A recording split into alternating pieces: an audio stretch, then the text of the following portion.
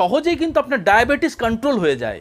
একাধিক গবেষণায় দেখা গেছে যদি আপনি দীর্ঘদিন ধরে এবং নিয়মিতভাবে সজনে পাতা খেতে পারেন, তখন আপনার শরীরের যে ইমিউনিটি পাওয়ার সেটি এমন পর্যায়ে গিয়ে পৌঁছে যায়, তখন বিভিন্ন প্রকারের ক্যান্সার সেলের সাথে লড়াই করতেও কিন্তু আপনার শরীর সক্ষম হয়। এছাড়া সজনে পাতার মধ্যে এক ধরনের সুগার কম্পাউন্ড থাকে যার নাম হলো নিয়াজিমিসিন।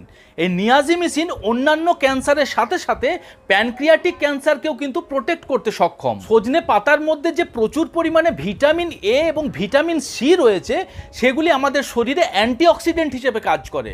আর আমাদের শরীরে যখন অ্যান্টিঅক্সিডেন্টের মাত্রা বৃদ্ধি পায়, তখন আমাদের শরীরের ফ্রি রেডিক্যালগুলিকে ধ্বংস করতে সক্ষম হয়।